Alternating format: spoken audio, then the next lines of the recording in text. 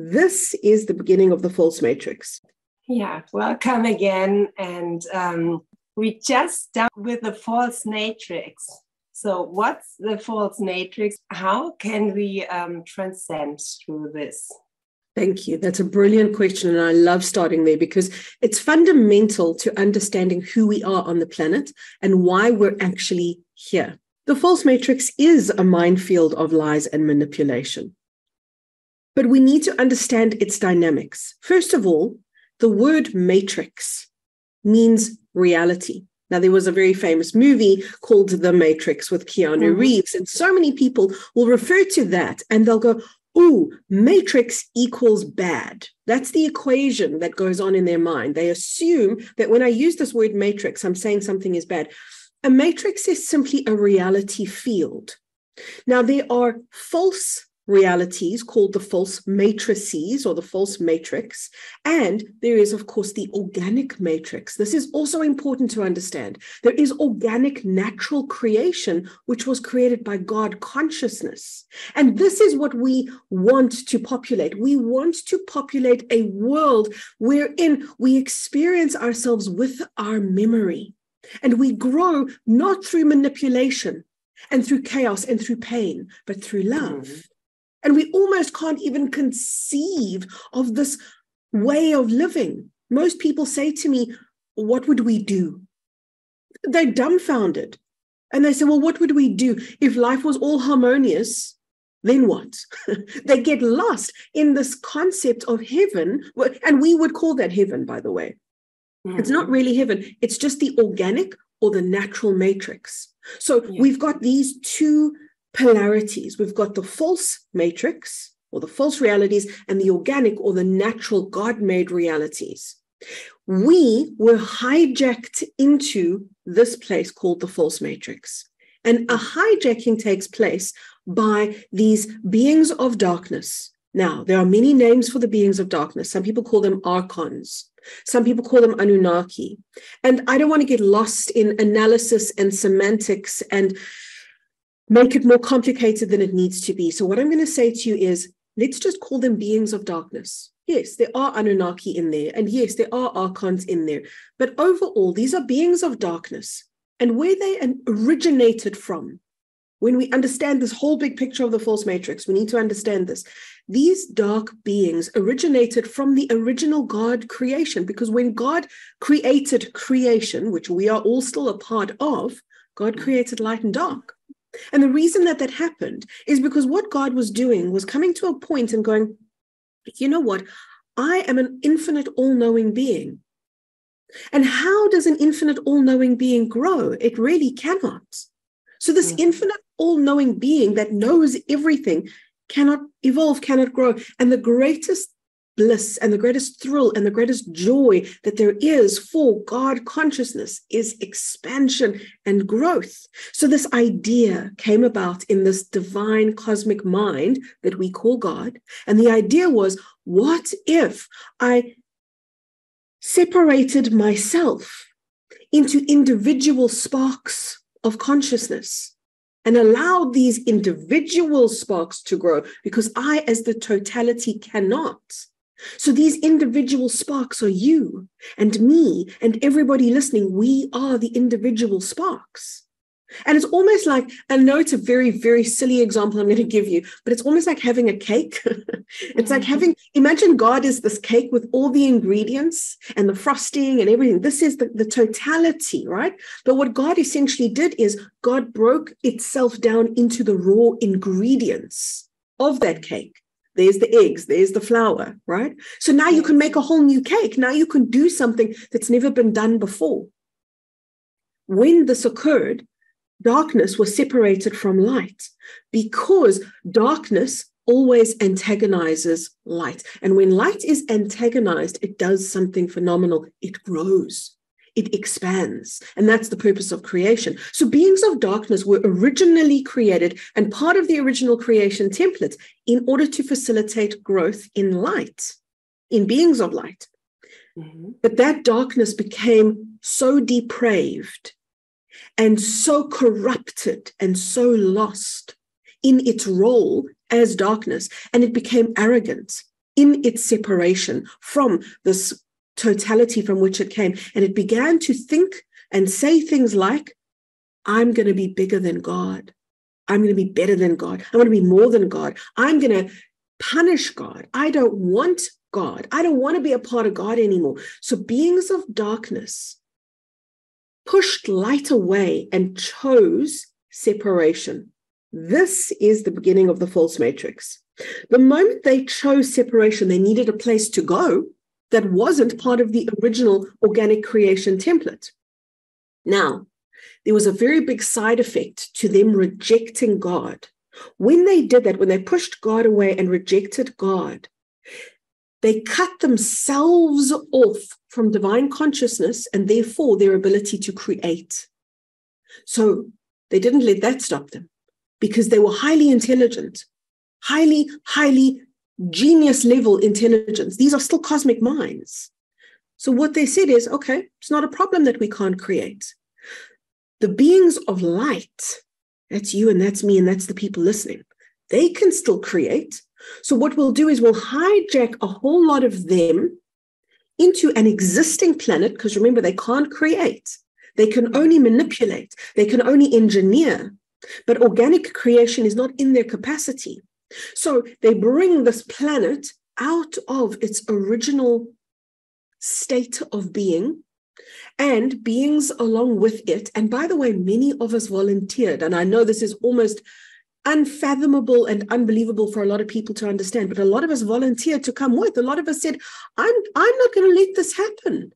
I'm going to bring light in here so that we can return this planet back to the original matrix. And I'm going to come in here because I want to help support the people who are going to be lost here.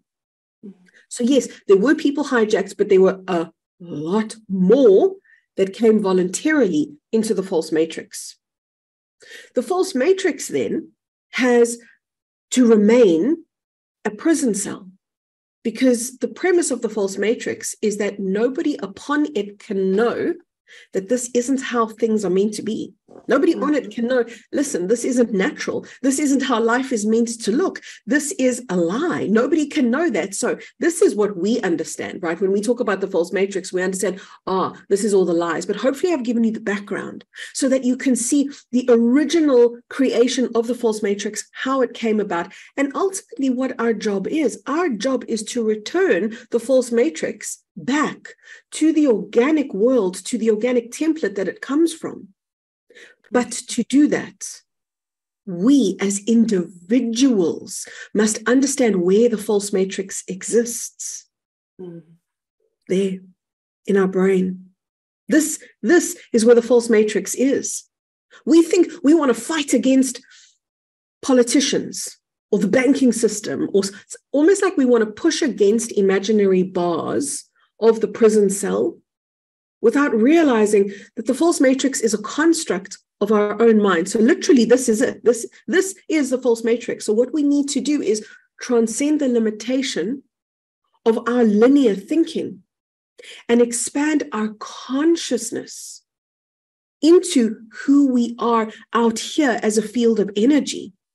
Because that's the work of the false matrix. It cut us off and sealed us into logic. So all we've got is logic. All we've got is intellect, which is tiny. Our logic and our intellect is a seed, a tiny little seed in comparison to the potential of our wisdom, of our totality of multidimensional consciousness. That is the true self. So when we talk about the false matrix and the organic matrix, what we're really talking about then is the false self versus the organic self.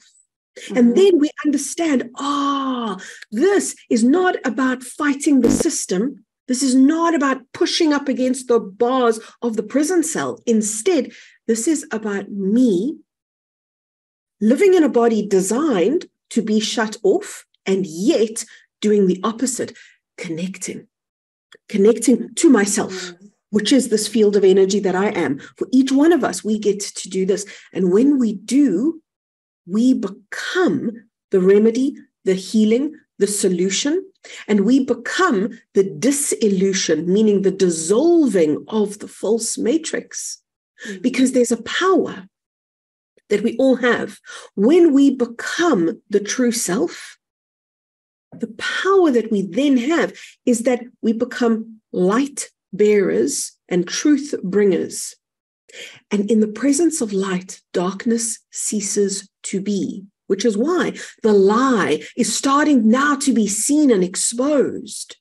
But this is where we mustn't get sidetracked and now start fighting the lie. No, this is where we must now start being the truth even more, because that power that we have ultimately becomes the demise of the false matrix. And that is why the overlords or the dark beings of the false matrix, that's why they didn't want people like you and me to have these conversations. They didn't want your listeners to hear these conversations, because they wanted to keep them small and keep them bound to the prison of their own linear thinking. And as soon as we become, what was that? In this box of thinking. Yeah, exactly. And so we have to unbox ourselves, right? We have to step out of the prison, which is actually our own thinking, and then move into our connection to a place we were indoctrinated and programmed to not connect with, which is the true self. And what's interesting is that so many people have a fear, a very inherent fear of the unknown, which is a kind of insanity, because the unknown is actually you. The unknown is this. The unknown is the field of multidimensional truth, infinite multidimensional truth that you are. And this is a program of the false matrix. Most people get very scared. And do you know how I learned that? It was an insanity for me.